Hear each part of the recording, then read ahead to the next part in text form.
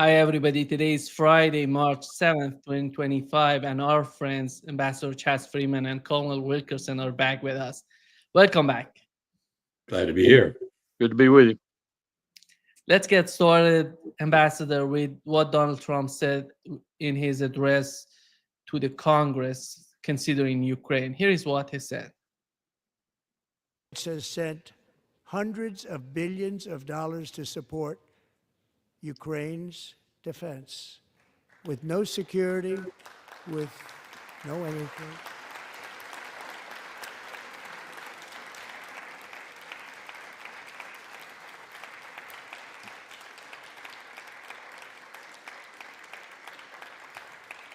Do you want to keep it going for another 5 years? Yeah, you would say Pocahontas says yes. Yeah, this was the only time. Yeah. How did you find it, Ambassador? The whole thing, that the way that he was describing, he was addressing the Congress. Well, it was an amazing hodgepodge of false facts, lies, insinuations, insults. You just heard the insult to Senator Warren of Massachusetts. Statements about amounts of money that have been spent on various things, confusion between transgene and transgender mice. Really a dreadful, dreadful experience. I watched the whole thing with horror. Yeah. Larry, go ahead.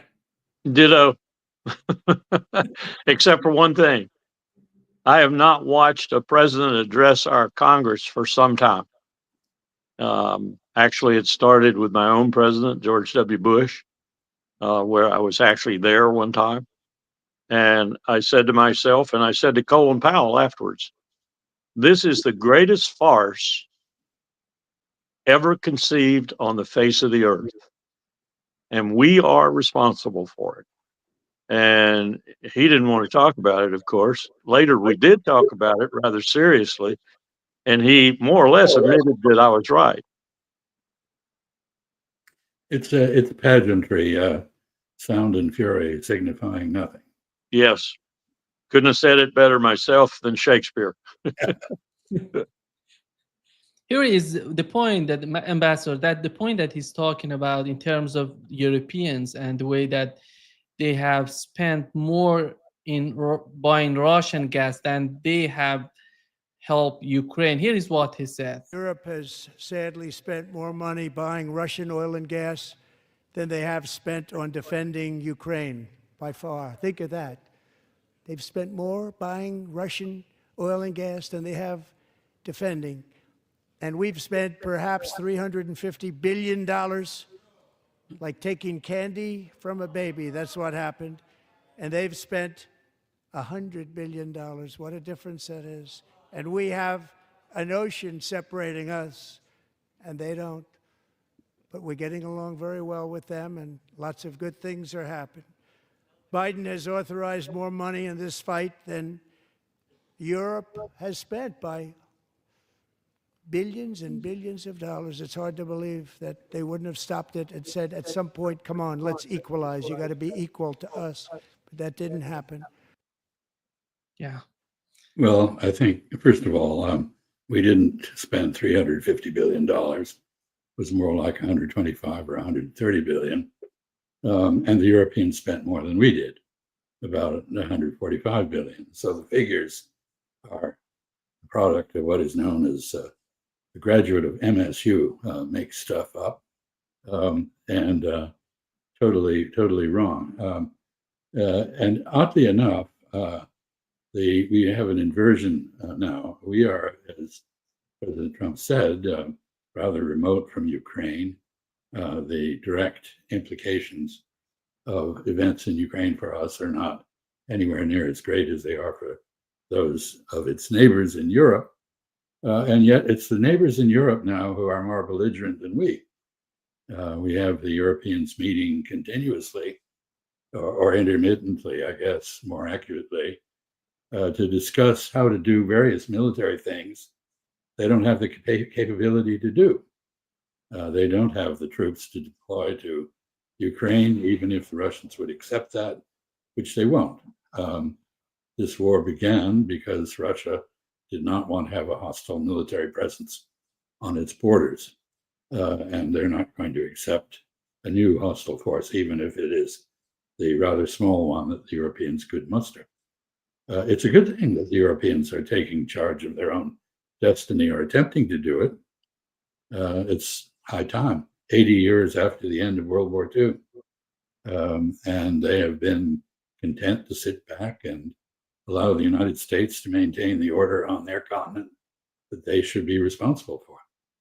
So that is a fact. But it doesn't help to be snide and insulting and contemptuous of allies.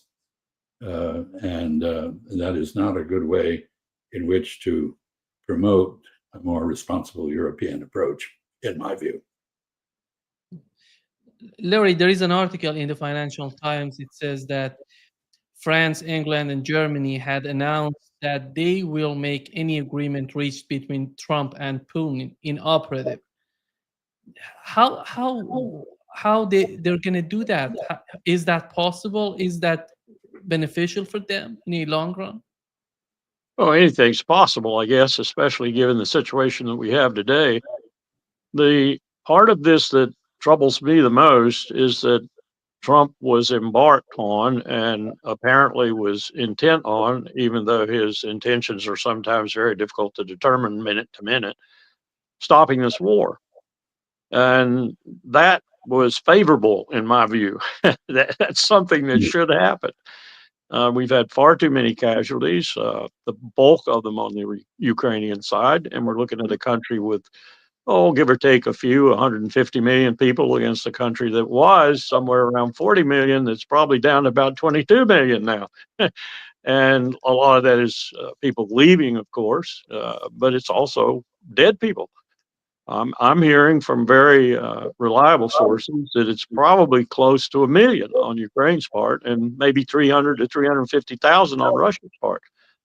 This is preposterous that we're having this happen, and it's even more preposterous that people like Macron and Starmer and others are, because they really are operating on their prestige factor, is what I call it. They just don't like being beaten while they're in office. And they have been beaten, and they've been roundly beaten. And so now they're pushing things that are to reverse that loss, apparently, which aren't going to do a thing except deepen the loss. And I can't believe the French people are behind Macron, not just because they're not behind him. He's a dead man walking. If the French system were any better, he wouldn't be the leader anymore.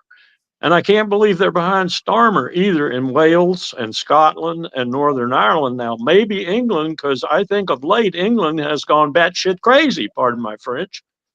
But this is really ridiculous. The man, no matter what you might think of him, posited a way, a process to get this ended. Let's do it. Let's get it ended. I don't care if he gets maximum credit for it, but let's end it. Couldn't agree more. How you end it makes a huge difference, however. Yes. And that is really going to determine both the future of Europe and a good deal of what happens in the world order. And I think the focus does seem to be on a ceasefire, but that is not a fruitful approach. To me, this situation resembles that in Korea in the early 1950s, where the fighting continued while the talks went on. And I don't believe the Russians are going to accept a demilitarized zone or any other sort of truce in Ukraine. They want a peace in Europe. And they're confronted with people, I think, epitomized by an American who lives in Poland, and Applebaum, a writer and historian. And she is quoted as saying that victory is more important than peace, which I find really strange and utterly unpersuasive. Yeah. Actually, I find Anne to be completely out of touch with reality. And unfortunately, I find much of Europe to be out of touch with reality right now. As you and I have talked about, Nima, the world is changing. It's changing rapidly, far more rapidly than it did when power built up in the East and then shifted to the West, with America being the apogee of that power. Now the power is going back, and the power is going back to that magnet named China. It's going all the way through East Asia or Central Asia, and it's leaving us. We're saying it's a multipolar world. Well, okay, that's a fine way to say it. We're saying it's the death of liberal internationalism. Okay, scholars will call it that. We need a reality-based internationalism. We don't need the messianic Victoria Newlands building democracy from one end of the world to the other.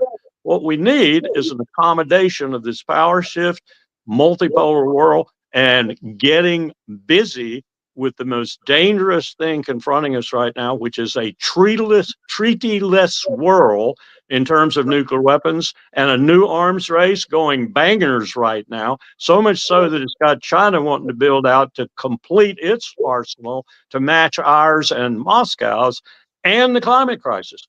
We cannot do this with apple bombs. Agreed. And I think in the case of a Chinese nuclear build-out, the way to look at that is that the Chinese up to now had been content to have a sort of minimalist force de frappe, using the French term, take a bite out of a sufficient bite out of an adversary who attacks you with nuclear weapons to deter them. But they have now embraced our theory of mutual assured destruction, MAD. And this is very destabilizing in the world. Larry, I think you're absolutely right. The global center of gravity has moved east, and it's somewhere near China now. And the only quibble I would have, Larry, with your statement is I don't like the term multipolar, because a pole is a two-dimensional thing with two ends. And I think we're talking about multinodal world. A node is a connecting point for multiple lines of communication and trade. And it's also three-dimensional. It can rotate. It can take thick connections and thin ones, and it can change. I don't think the multipolar image works except in contrast to bipolar, and that's long gone. Long gone. It seems No, I that agree. I agree. It's a better term would be probably to look at it as a multidimensional world that has different facets of power: cultural, informational, intelligence, military, financial, economic, and so forth. But the indisputable fact, and I think this is why we're doing what we're doing. I don't know if Biden was aware of this. I do know that George W. Bush was aware of it in a very almost animal-like way, inchoate way, but he was aware of it, that the power's bleeding eastward. And therefore, we got the 2002 National Security Strategy, which said essentially, we're going to stop that. We're going to stop it. It is not going to go that way. We're going to stop it. And we're going to use military power and sanctions primarily to stop it. King Canute again. Yep. I mean, at the Munich Security Conference, the representatives of our new administration were very clear. We're leaving you people on the other side of the Atlantic to your own devices and focusing on the Pacific. So we have finally resolved a long-standing conflict in our focus, most evident in World War II, but always there between transatlantic and trans-Pacific focuses. And we're now clearly focused on the Pacific. And in my view, we're very fecklessly focused on the Pacific. We are not getting our own act together in a way to accomplish the competition we posit we are in. And there's Ambassador, Nima, there's no greater indication of that than what we're doing in a sort of infinitesimal way, if you will, but nonetheless indicative, to revitalize the chain of island bases that we had in World War II. I was looking at pictures of Tinian, for example, the other day, where we have bulldozers and guardsmen and active duty all beavering away to build 10,000, 12,000 foot airstrips and so forth. As if China doesn't know why we're doing that. one reason we're doing it is because closer into China is probably a place where you can't survive for very long. Yes. Which they know. If we assume that the power is changing from the west to the east, what would be what would be the crucial sort of attitude on the part of the United States to make some sort of change in what's going on? Here is Donald Trump talking about putting an end to the conflict in Ukraine. We know that Russia has a crucial and substantial and important role in what's going on right now between the East and the West. Is that Russia important in making some sort of balance between East and the West? Well, I think the Trump administration clearly believes that it is. We have Marco Rubio, the Secretary of State, on record with Breitbart, a right-wing news outfit, saying that the whole purpose of the effort to do a sort of reverse Nixon with Russia is to be able to focus on China, and as we recruited China to help in the containment of the Soviet Union, we hope to recruit Russia to contain China. I think this is absolute fiction, fantasy foreign policy, but that appears to be a large part of the motive, at least on the part of Mr. Trump's subordinates. What he thinks, he's not a geopolitical thinker by any means. I suspect he's more interested in Russian natural resources and a good relationship with the strongman in Moscow than he is in the geopolitical dimensions of rapprochement. But as Larry said, from minute to minute, you can't tell what he's focused on. And Nima, I think what he said, I think it was 13 February, in addition to wanting to stop the Ukraine war as being a favorable statement, maybe he's not going to do it the way it should be done, but he said that he and Putin had talked about a 50% reduction in nuclear weapons. Well, let's get right on that. Let's get right on that. And let's invite Xi Jinping. Maybe even let's invite him to be a person who would add to the pie, as it were, that he would stop his program to build out. If we would stop our programs and cut our stockpiles by 50%. And people say, well, that's preposterous. Nima, in 1991, 92, and 93, with good, wise leadership from Jim Baker and H.W. Bush and Colin Powell and Helmut Kohl and Francois Mitterrand and Edward Shevardnadze and a host of others who participated, we destroyed 50,000 nuclear warheads. It can be done. And we were fought tooth and nail. We were fought by the niche nuclear weapons complex in America, to a certain extent in Russia. Unfortunately, some of the Russians went to Korea and gave them a new addition to their expertise at making nuclear weapons. But we really did some work and got rid of some of the most dangerous, if not the most dangerous weapons on the face of the earth. We can do that again. I agree with Larry about that. I think, however, the more likely outcome is that the Chinese, once they will not agree to that until they have built up to a position where they can feel somewhat equal, that we'll have to build down. We could do that. We could do that. We should do that. What is the point of having the ability to destroy the world 40 times over? Yeah.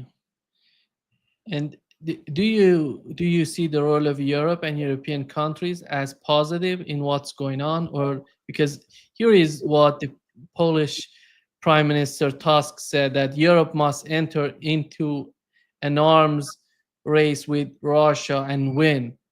How is that possible? This sort of concept with while we are having European countries thinking this way. Well, it's very wrong-headed to think there's a military solution to issues of balance of power and security in Europe.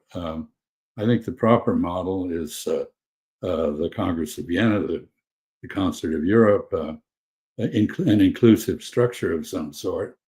I think that's what the Russians are demanding. That is to say, in a political framework in which Ukraine is guaranteed neutrality, maybe along the lines of the Austrian State Treaty of 1955, and in which Russia is reassured that it is not going to be attacked from the West, and the West is assured that it is not going to be attacked from Russia. I don't think that's impossible. We've seen that sort of thing before, but it's an incredibly complicated process to get there. And I'm not sure this goes to whether Mr. Trump's, I think, very sound instincts trying to end the war in Ukraine are going to be realized in fact. I think this requires a level of diplomatic sophistication that isn't much in evidence in this administration so far, anyway. I couldn't agree more. John Quincy Adams, as a 14-year-old, was at Catherine's court, which spoke only French, and he gave better reports and more fulsome reports, if you will, on Russia than probably any diplomat from any country. And then later he went back as an adult, one of our best ambassadors, and was at Alexander I's court, the ruler after Catherine, and gave such good reports that it was said we knew more about Napoleon's movement than European leaders. Russia has, from that time forward, at least in my reading of their history, wanted to be a member of Europe. And they've been rebuffed just about every time they have put feelers out or tried to do it. The latest rebuff was probably, again in my memory, historical anyway, the worst, the very worst, because we started the process. Russia was going to be an observer status member of the political and the military organization in NATO, with expectation that they would be a full member later on if the vote could be cast. And it all went to hell with Bill Clinton, and it went to hell because Bill Clinton wanted to expand NATO in order to get money into the defense contractors so they could contribute to the Democratic Party and the Congress in his own campaign, and because he was scared to death of Colin Powell being his opponent in 1995, 94, 95, and he needed to build up his bona fides in the national security arena, so he ran around becoming a war president and becoming a man who presided over the industrial complex. He even invited a committee of contractors in to recommend whether or not they should expand NATO. Well, guess what they recommended? I want to sell F-16s to Poland. Hell yes, I want to sell them. We just screwed the pooch, but we need to come back to the idea that Russia is a part of Europe. And we need to come back to the idea that the European security architecture, once we get past this mess in Ukraine, needs to include Russia. And if we have to do that over the heads of Europe, so be it.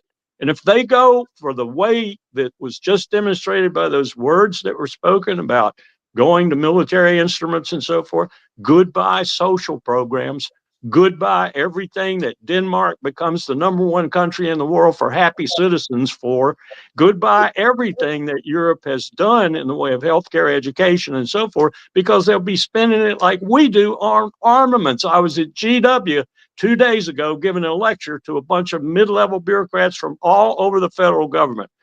And the philosopher that was with me there, we were a tag team, the philosopher was talking about how to these guys out there, these guys and gals who were in the military or in the CIA, do you realize that you're sacrificing the American people's health care? Do you realize you're sacrificing their happiness?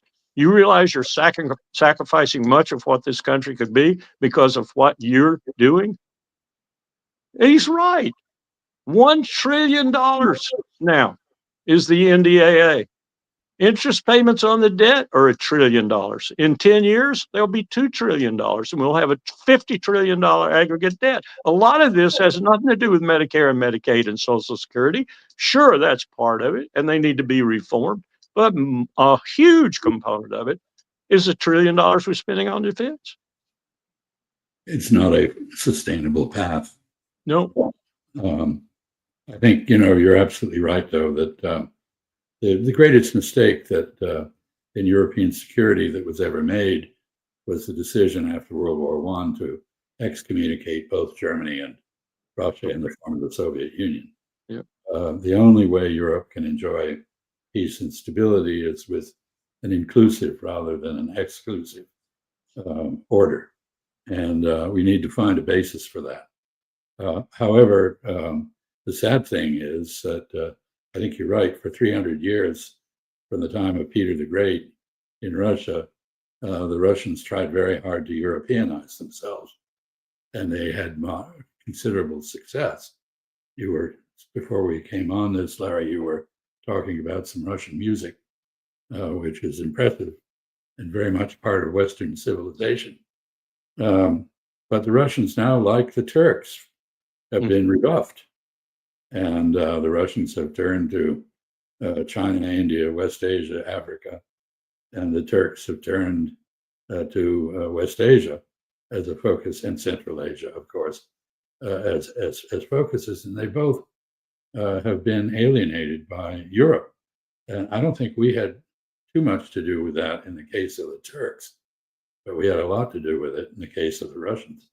The collapse of the U.S., of the Russia NATO Council, which was part of the Partnership for Peace architecture, was a tragedy. Yep.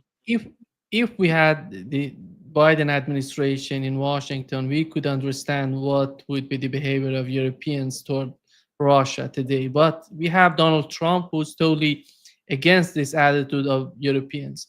But what is the main concern on the part of them? As we see the way that they're talking about Russia, it seems that Russia is their ultimate enemy and they have to fight Russia, while we know that how Russia is important for a prosperous Europe, for a better future for Europe. Well, this began, I believe, I may be wrong about this, but I believe it began with the Europeans trying to ingratiate themselves with the United States, which was very bellicose toward Russia. We were in the grip of the neocons. Fortunately, for the moment, we're not. And I think the Europeans started out that way. But they inhaled their own propaganda, and they now are giddy with animosity toward Russia. They actually imagine that somehow Russia, which has made a significant effort to take territory in Ukraine, with rather modest results over 3 years, could somehow, as was the case in the Napoleonic Wars, end up in Paris, conquering everything. And I think that's utterly unrealistic. It is a pure fantasy, but it is what is driving them. And you see, divisions in Europe now. Antonio Costa, the president of the European Council, saying very realistically, Europe now has to do a deal with Russia. We've got to come to grips with Russia. You see Friedrich Merz, the chancellor in waiting in Germany, staunch Atlanticist, very pro-American, now saying Europe must become independent and we have to rearm, and people in Germany even talking about nuclear weapons, initially in cooperation with the British and French, but not ruling out their own. This is a very unhealthy and very dangerous course. And one has to hope that they will come to their senses before they go too far down this remilitarization road.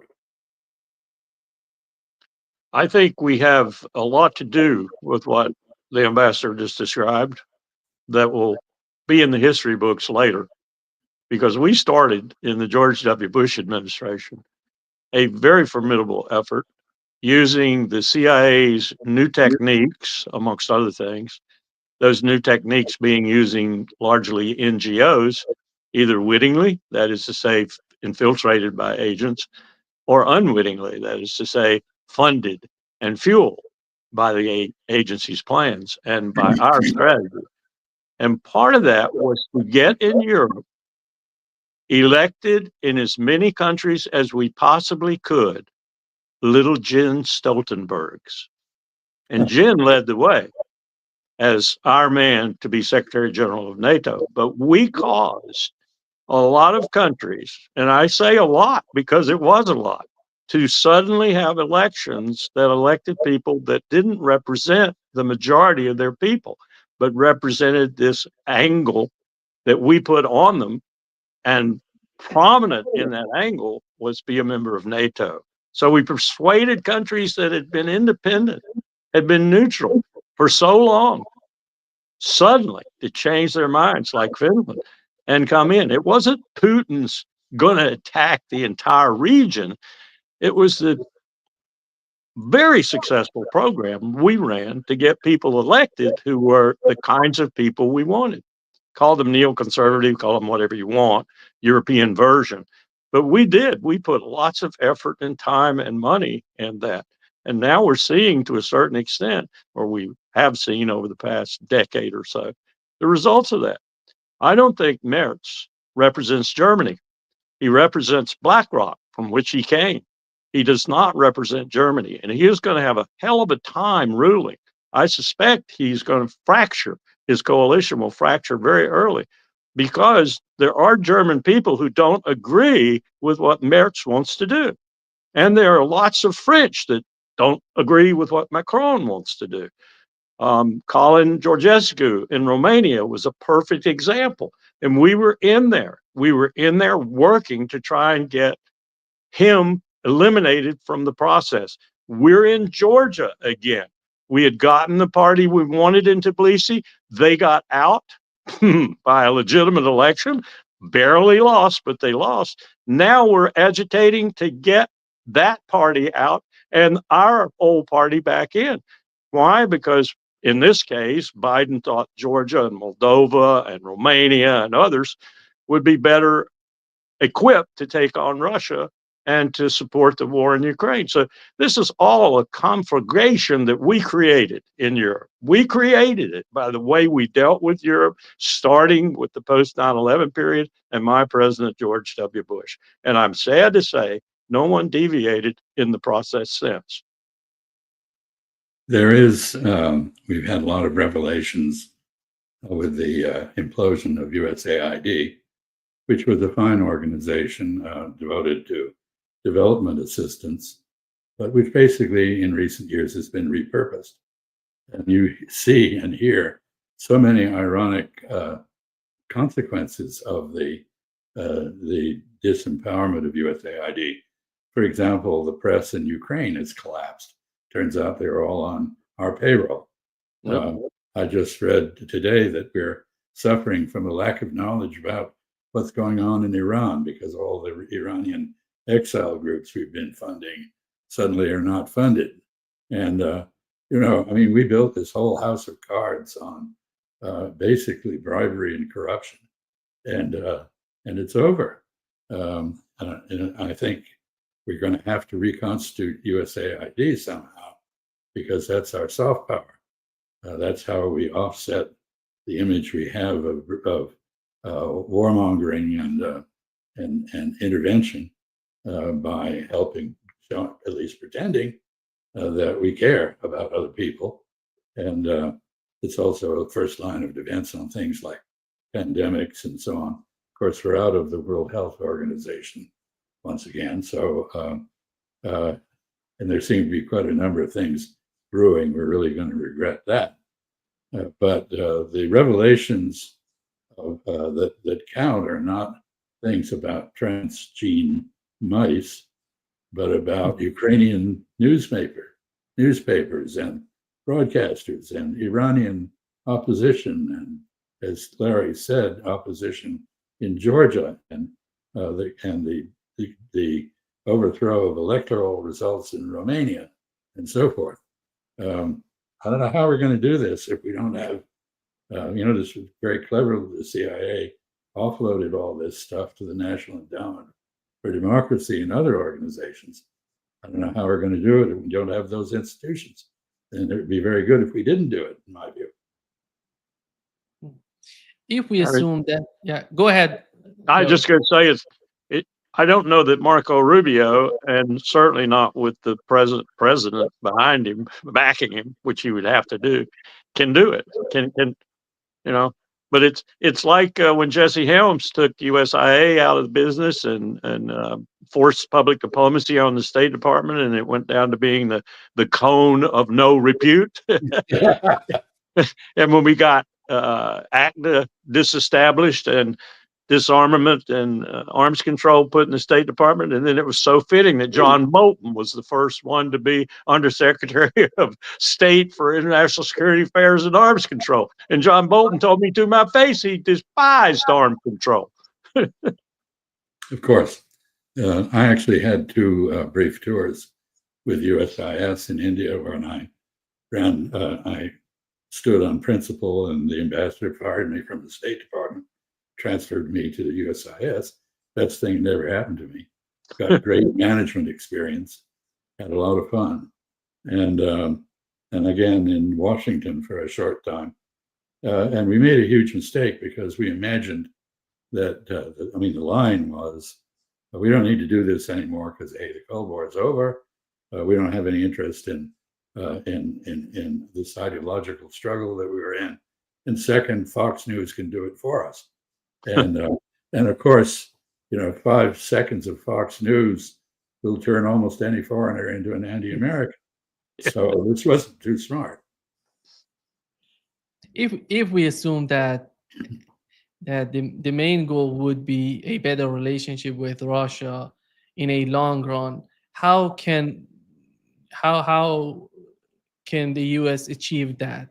Is that possible? Is this new attitude of Donald Trump of having a new deal, mineral deal and rare earth deal, I don't know, whatever it is, an economic tie or economic ties between the United States and Russia, which would benefit the both parties, which would bring them together to understand each other? Is that the future for the relationship between the East and between Russia and the West? Seems to be the aspiration in Riyadh, in addition to talking about Ukraine, which frankly, we've never really cared much about Ukraine except as an instrument to go after Russia. And Ukrainians have paid dearly for their cooperation in that effort. The main talk seems to have been, well, there were several agreements. One, the foreign ministers will stay in touch. Two, will appoint, and we have appointed negotiating teams to meet in Istanbul to continue to explore a rapprochement and peace in Ukraine. And then there was talk about a broad cooperation, both geopolitical and economic. I think the geopolitical cooperation, as I said earlier, that they had in mind was enlisting Russia against China, which I think is not going to happen, but you can dream, I guess.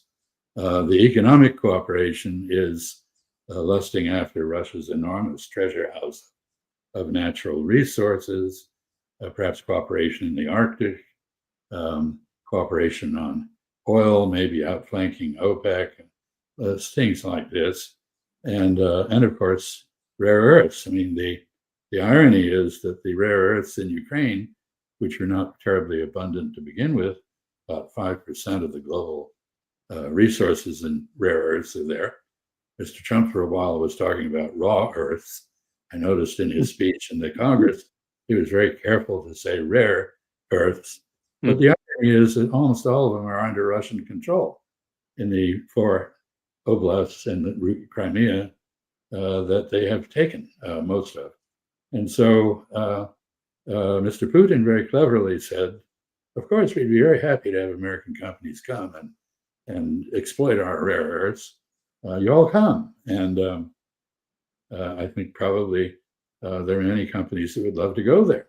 And Mr. Trump does seem to think more like a businessman or maybe a real estate developer. He's basically foreclosing on Ukraine. They didn't pay their mortgage. Actually, they didn't have one because contrary to what he says, we gave gifts and grants rather than loans, and so did the Europeans. But the fact is, they didn't pay their mortgage, and therefore we're going to take their assets and put them through bankruptcy procedure. And same thing in Gaza. In Gaza, another foreclosure, like his dad used to do in New York. Call the police, evict the tenants, pull the building down, and put something new in its place for rich people. This is what is happening, and I don't think it has a lot to do with geopolitics, frankly. although the effects are enormous at the geopolitical level.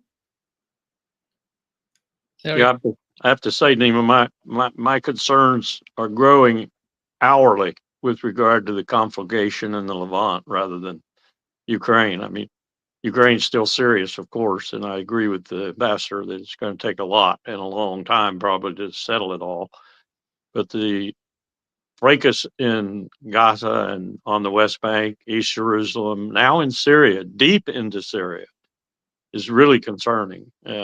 Concerning from a point of view that I think Israel is stretched right now, if that's not too light a term, militarily speaking.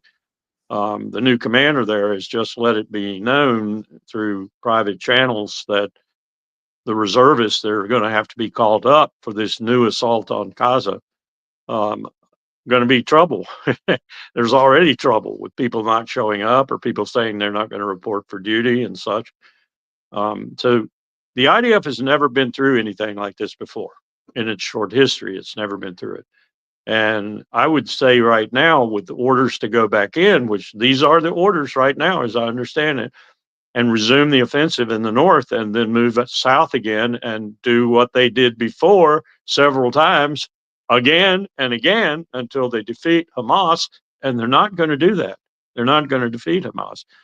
He's going to be taking Israel to a point where it is so weak and so obviously weak that we might get something that we wouldn't expect to happen from Arab armies. And we might even get others jumping in. Right now, we have Damascus issuing directions to its forces, such as they are, to move up and to begin to confront the Israelis on the ground because they're taking water. They're taking whole rivers and dams, and they're taking settlements that are very prolific, thank you very much, or would be if they were back farming again.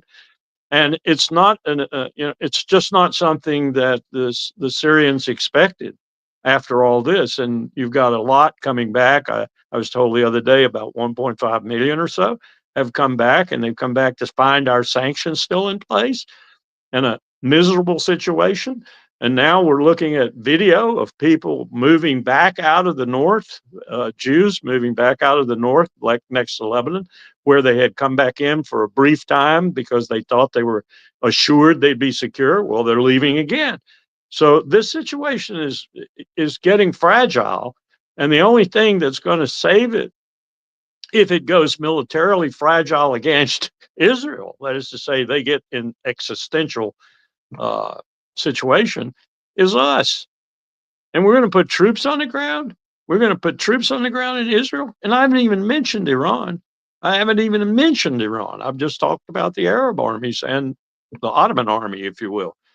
I don't think Erdogan's going to march into Ukraine and help Ukraine, but I do think that they might do something in Syria should they keep going the way they're doing right now, which is apparently they're going to take about half of Syria before this is over with, at least from the air. They're going to make sure that nothing can move in that half of Syria because of the Israeli Air Force. And Iran is watching all this, and Russia's watching all this, and ultimately China's watching all this. And we're watching all this with a man who doesn't know what he's doing. Frankly, he doesn't know what he's doing. I agree with the ambassador that it's a real estate deal. And in this case, it's kicking somebody out and getting a new tenant, one who's a lot richer and can, make a lot more money for you. That's not what this is. This is a deadly serious conflict. And oh, by the way, the Israelis have nuclear weapons. I don't want anybody to forget that. They have nuclear weapons. And they have something called the Samson option. And Golda Meir in 1972, when asked by the BBC if she would use that option, she said without blinking an eye, of course I would. I think you're right. I think the Schwerpunkt, the focus of all this may be the Philadelphia corridor, because that's a violation of the Camp David Accords, and it's intolerable to Egypt. And the Egyptians, they're very accommodating, nice people, great sense of humor, and all that. But everybody's got a breaking point in terms of the level of humiliation they will accept. So we have the Israelis now illegally occupying 5 bases in southern Lebanon, which they have declared they won't leave. They've built at least 7 such bases in Syria. They're acquiring territory, which is a gross violation of international law, and yet we excuse them, and we don't just excuse them. We aid and abet and help them do it when we take the opposite position in Ukraine. That makes no sense at all. It's a world that is completely lawless, and I think the mobilization of 400,000 reservists is going to be, as you said, Larry, will be very difficult because we've had, Israel's had something over 600,000 people emigrate during this period. They've had something like 80,000 small business bankruptcies caused by the war and the strain on their society. Their bond rating has gone down. They are divided not only over the extent to which the judiciary should be independent in Israel, but also in the treatment of the ultra-Orthodox and in Netanyahu's disdain for the families of the hostages. And in the background, the Zionist vision has always been the same. It's consistent. They want to depopulate Palestine. They want to depopulate Gaza. I really find a lot of the news reporting in our society very difficult to listen to because it just ignores the obvious reality that Zionism is all about evicting the Palestinians. And if you can't evict them, kill them. And they've done a pretty good job of that in killing a much larger number than the oft-cited Hamas-controlled health ministry in Gaza figures of 48,000 or so. Probably more like 300,000 or 400,000 dead, but I don't know. We won't know until this is all over. But the level of death and destruction is really almost indescribable and certainly nauseating to observe. And yet we do nothing. And Nima, I'll just add to that I've just come back from my old campus, College of William and Mary, where I never thought I would see their student newspaper, the Flat Hat, which has always been a vehicle for student expression, if you will, sometimes very strident student expression. On the front page, bottom of that page, is an article about the suppression of people's rights on the campus of William and Mary. And that suppression has to do with Palestinian protests or protests of the situation in Gaza. I never thought I would see that. And then I pick up a paper this morning and Trump has withdrawn $400 million from Columbia University. This is sickening.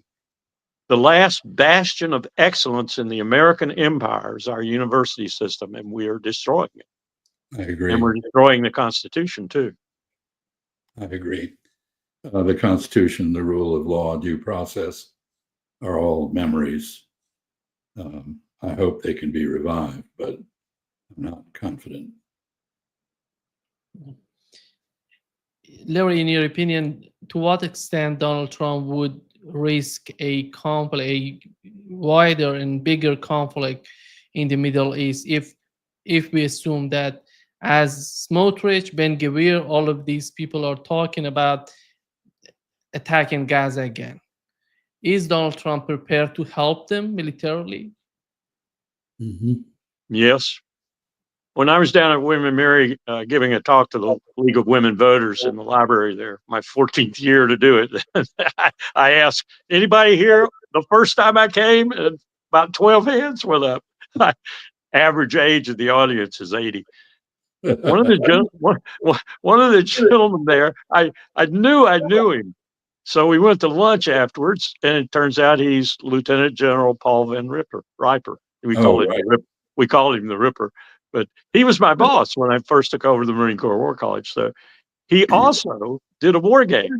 He did a very good war game where we went to war with Iran and we lost. They were so angry with him for doing that. He was head of the Marine Corps Development and Education Command.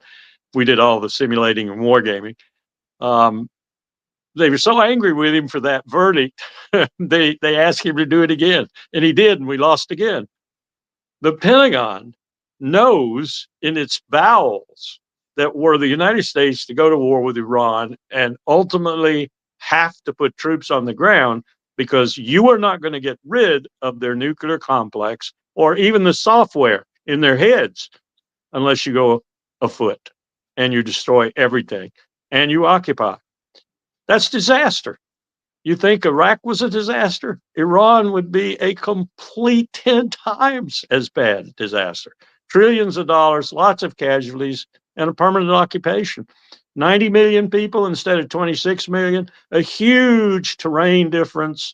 I had to study Iran when we were thinking that the Soviets would come out of Afghanistan and go to the Persian Gulf for a warm water port.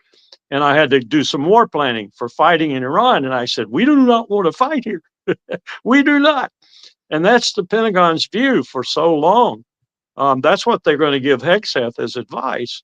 And Hegseth, I don't know what he'll tell the president, but we do not need to get into a war with Iran. I think military exercises are often wonderful. I remember participating in an Air Force exercise dealing with an insurgency in Qatar and the eastern province of Saudi Arabia. And of course, the Air Force is totally irrelevant to that. Yes. But of course, they were very upset when they lost. Ambassador, Go ahead. The Houthis are sort of proving that right now. Yeah, they are. Yeah.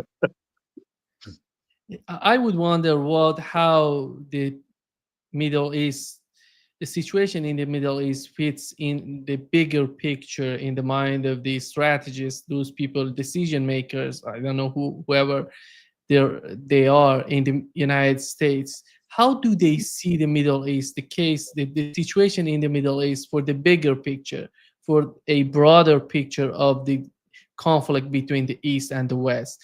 Is that important for them, or they're going to have a much higher chaos in that region, which would not benefit the United States, in my opinion? Well, I question your assumption that there are strategists thinking about this. I think we have a bigger strategy deficit than we do a balance of payments and balance of trade deficit. We're just not thinking that way. I suspect that is a lingering effect of the Cold War, where we had a grand strategy called containment that was provided to us in 1947 or so. And it was a very good strategy, and it eventually succeeded. The Soviet Union defaulted in its contest for global supremacy with us, and we were left standing while it collapsed. But it was such a good grand strategy that we lost the capacity to think strategically, in my view. So I don't know. I think when you look at what's happening in West Asia, it's a product of various domestic political attitudes. The Israel lobby, primarily, evangelical Christian support for Zionism, lack of understanding of Arabs and Islam, and I don't think it's a strategic thing. I think it's more nostalgic than strategic. Larry, do you disagree with that? No, I do not. I think we've had a grand strategic and even a strategic, as we'd say in the military, the level right below that deficit clearly since H.W. Bush left the White House. Right. Right. I mean, a strategy is a plan with objectives, resources devoted to them adequate to achieve the objectives, economic use of those resources, and a termination strategy. When you get to the objectives, you regroup. We don't even set termination strategies. That's why we have forever wars. I once told Colin Powell that I thought the reason we had such a strategic deficit was because we knew we didn't have the means, so we just did anything. Could be. I mean, it's absolutely crucial that you fit the resources to the objectives, and you don't have objectives that exceed your grasp. Yeah. We routinely do. And in fact, I've often thought, I was appointed to be the head of the National Intelligence Council, and was for a minute or two. But I thought I was really lucky I wasn't in the initial meeting in the Obama administration about Afghanistan, because he, in the Situation Room, he asked whether there was anybody present who thought we should leave Afghanistan. And I would have raised my hand and said, I think we should leave when we achieve our objectives. And by the way, what are those objectives? And I don't think anybody could have answered. I don't either. Anyway, Yeah. Thank you, Nima, for bringing Larry in. He's a breath of fresh air. Yeah. Just before wrapping up this session, Ambassador, here is what Fox News reported. Look at my head, though. I've got no computer. Yeah. Here is what Fox News reported, that Trump wrote a letter to Iran saying he would rather make a deal than use weapons. And the foreign minister of Iran responded that Iran will not negotiate with the United States while under pressure. And it seems that Donald Trump is putting a lot of pressure on Iran right now, and new sanctions are going to Iran, and while he tries to negotiate with Iran. What is your understanding of what's going on in the mind of the Trump administration? Well, the characteristic approach to negotiations of the Trump administration is to open with threats, bluster, and sanctions. Pressure. Maximum pressure can have an effect. The application of that to North Korea produced a nuclear threat to the United States that wouldn't have otherwise eventuated, in my view. But the problem is that Iran is a very proud country. It will not easily negotiate under threat. But there's another problem, and that is Mr. Trump is the very person who invalidated the previous negotiation. And he has a record, after the Canadians and Mexicans, of repudiating any previous agreements done even by himself, not just other presidents. So if I were to guess, I would say that it's very hard for the Iranians, much as they want a deal, because clearly they do. It's very hard for them to agree to a negotiation with Donald Trump. And because will he keep his agreement if he makes it?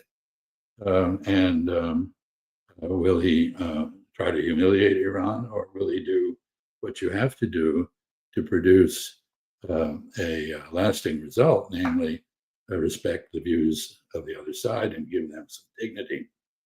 I don't know. Nima, after listening to Javad Zarif, the vice president in Davos a few weeks ago, and trying to kind of read between the lines, I think if Donald Trump really does possess the Congress, the Iranians would insist on a treaty and a 2/3 majority in the Senate ratifying that treaty. And he might be able to achieve it. He could possibly, but the question then would be, would he keep even that? Yeah. And I find it hard after I didn't watch it, but I read about it and I listened to some of the excerpts on YouTube. The Democrats, just to spite him, might not go along with it. Well, there's also the Israel lobby to be considered. Yes. Not easy. Yeah. Thank you so much, Ambassador Chas Freeman and Colonel Wilkerson. Did you read up on the Serato? What? Did you read up on the Serato? No. That's a very disquieting article in National Geographic. Apparently, the land's going at, I forget the figure, but it's 4,000 square miles a month or something like that. It's huge, of course, but that's a pretty rapid rate of land destruction. Yeah. Okay. Well, Nima, thank you very much. Thank you so much. Great pleasure as always. And thank you, Larry. See you soon. Bye-bye. Thank you, Ambassador. Good to see Bye-bye. you looking good. Looking good. Well, it's deceptive, but anyway.